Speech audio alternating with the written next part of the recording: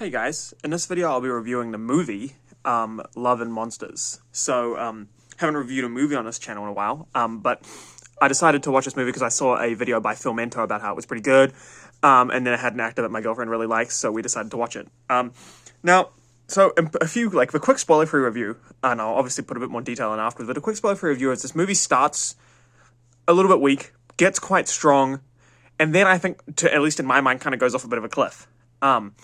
To the point where I stopped watching. But with that said, the reason that it goes off a bit of a cliff is perhaps a bit more specific to me and my taste, and therefore you might still enjoy it.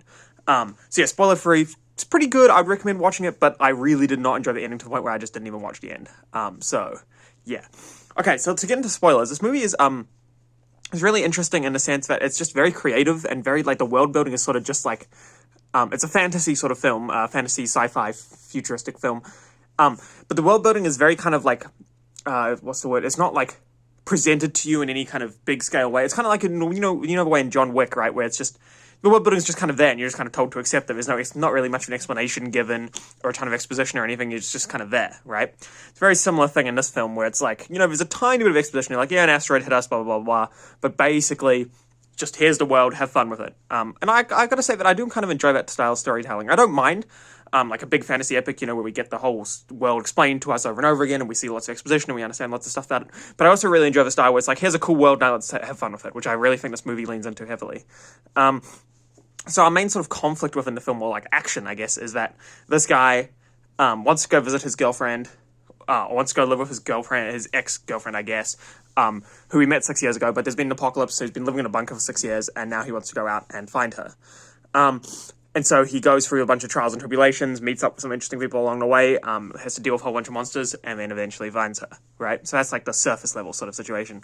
And I gotta say that, so let's just start with the pros. A bunch of the monsters are really cool, some of the action is really cool. I enjoyed some of the characters that he interacts with along the way, the father and daughter, or not really father and daughter, adoptive father and daughter, I guess.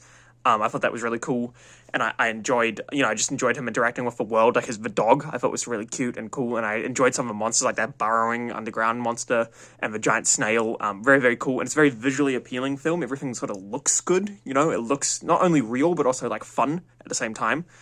Even though, obviously, you could argue it's not a fun film in the sense that it's kind of post-apocalyptic and things are trying to eat them, but it just looks fun, and it's just a cool sort of tone. And I like Dylan O'Brien, as the lead. I thought he was, sort of pretty cool, and sort of fits the role, So I thought that was all really good, and I had a good time for a lot of the film. So that is the pros. But I will say that there are a few cons. So the first con, the big one, is that I'd never understood really why he's going to look for this girl now. It's been 6 years, and now he's oh yeah, I'll go look for this girl now. And I never really bought the romance between him and her. We get one or two flashbacks, where he's yeah, I like you, and she's I like you too. And then a couple of really stilted radio calls, and that's it. And it's if you're going to base your entire movie on this, it seems very weak, I have to buy the romance between two people in order for me to think you're going to walk through monsters to try and find someone, So I just didn't really buy that romance too much.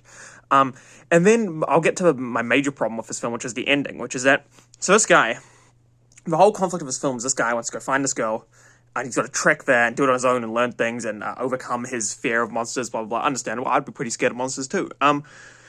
But it's all undercut because he's sort of going through a bunch of struggles and stuff, and then he just gets found by a member of her sort of bunker, and then immediately rescued and taken to her.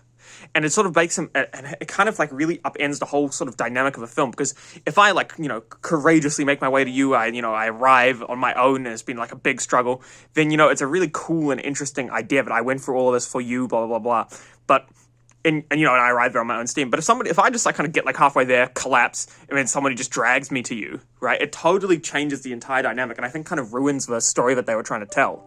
To a point where I thought, he sees her, in the wilderness, right? And I was oh, he must be hallucinating because we're only 2/3 away from the movie. And this would not make sense for her to find him at this point. And as it turns out, it wasn't actually her he was hallucinating, and it's some shitty joke where it's oh, you thought you were making out with her, but you're actually making out with old Carl or something who was just some old guy.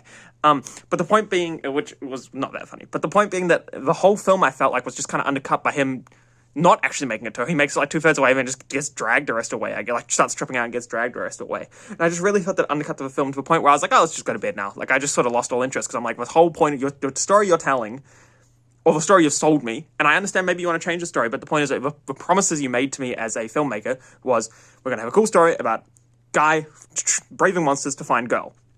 Simple story, but I don't mind. I'm a simple guy. I'm happy to watch a guy fight monsters and travel the world and find a girl. Absolutely fine. But then when you just undercut that whole story 2/3 away from, and you're like, nah, we're done here. Then I'm kind of done here as well, and so I can't give you a review of how the film actually ends because I didn't watch it. And you might be like, Michael, wow, that's a bit nitpicky. I mean, goddamn, can't you just finish the movie?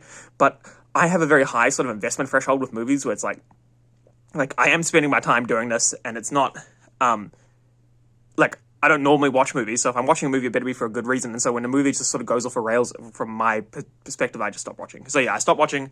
I didn't, whether I recommend this movie, I think if you like Dylan O'Brien, which is the reason my girlfriend wanted to watch it, then yeah, you might like this movie. But honestly, not really my cup of tea from that end bit, and I don't think it was that great, to be honest. Maybe like sort of 6.5 out of 10 kind of situation. But yeah, thanks for watching and have a great day.